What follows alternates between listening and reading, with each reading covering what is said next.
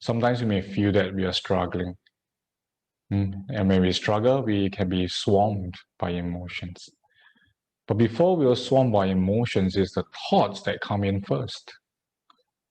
Perhaps you encounter something external or in your body, and then you begin to freak out. You start to imagine the worst case scenario.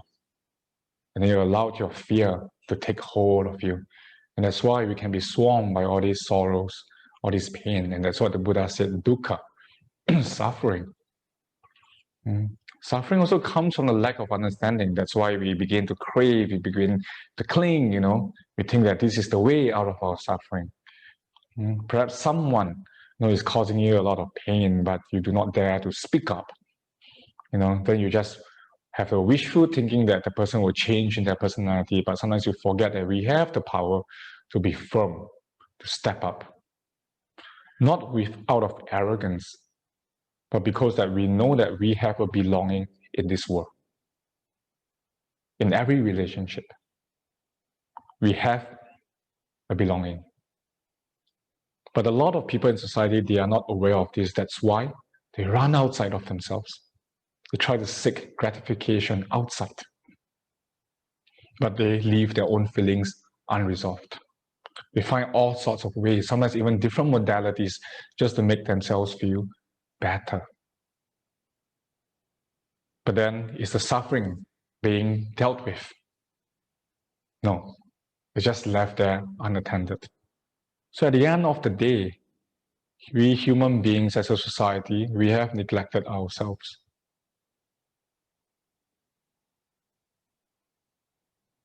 And some people think that to face themselves is a scary thing.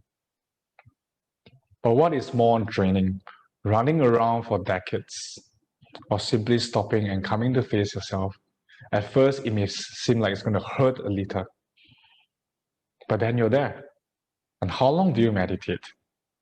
10 minutes? Half an hour? 1 or 2 hours? That's very short, in a day. 1 to 2 hours. Compared to weeks or phases of life where you have to run away from yourself. That's even longer. And of course, when we try to run around, through different phases of life, we meet different kind of setbacks, different kind of emotions. The small suffering is being accumulated. But if we can simply zoom out and compare time, 1 or 2 hours compared to one huge cycle of life. Hey, that 1 or 2 hours doesn't seem that difficult.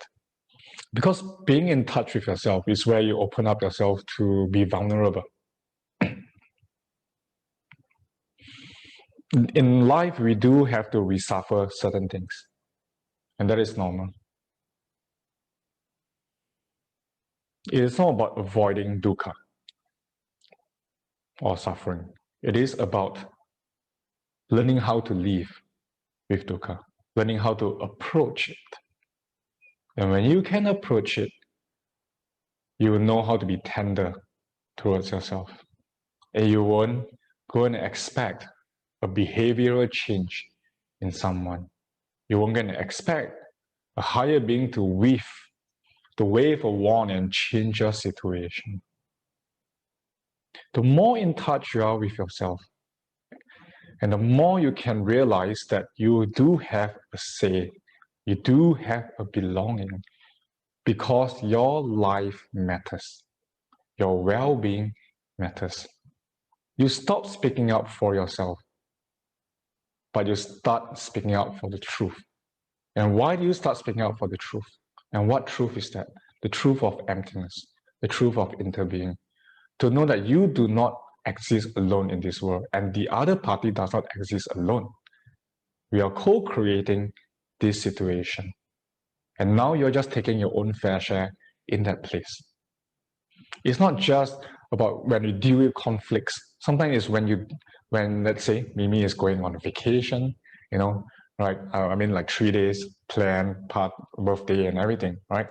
And she knows her part is just to, okay, let it be, right? You see? So in every situation, the wholesome or the unwholesome, we do have a play in it. And it's not about how we want to play it. Because firstly, we must remember that we are also a character, an important character in it. Not the most important one, but just another character. Well, sometimes we think that we are insignificant in life. Then we forget about ourselves. And of course, people will notice you. People will notice what you need because you're not truly expressing yourself anymore. And from here is where you become firm and does this mudra. That's where you step up. This is it. And I assure you, when you can step up, things around you can begin to change as well. Because you'll bring your full being into it. So whether you want to call yourself this self, that self, which is your real self, what does it matter? Just at that moment, what is needed. And this is why our daily meditation is very important. It is to just set everything aside. Your entire life and what you're going through, the different situations, the different relationships that you live through, is just to put everything aside. When you discard all these identities away, then who is there? That is just you. The very raw you at its core. You have your feelings, you have your emotions, you have different thinking patterns. But with mindfulness, you know how to calm them down. You know how to embrace, you know how to observe. If you need to smile, you smile. If you need to cry, you cry. If you need to sleep, you go to sleep. And that's it. And if there's nothing else to do, you just get in touch with your breathing. It is soothing. It is the only thing that keeps coming and going. Just coming in and going out, coming in and going out, coming in and going out. And your thoughts begin to dissolve away.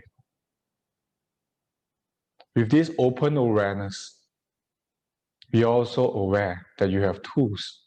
You have mudras, you have mantras, perhaps you have certain chants that you can use to just invoke a different sense of feeling or to activate a different energy for it to circulate through your consciousness, your astral body, to nourish your spiritual body, because it is the most sacred thing. When we meditate, we need to know why we meditate. We need to be aware of this spiritual body that we have. And simply soak yourself, immerse yourself into it. This was what the Buddha did for 6 years. He knew what he wanted. He wanted to illuminate himself. He wanted to be enlightened. And what does that mean? Self-care.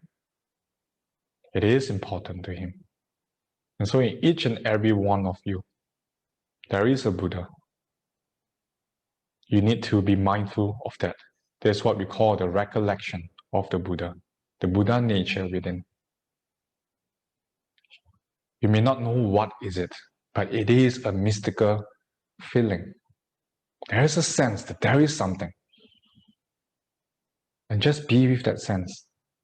And just sit into it. And let all your thoughts float by into the background.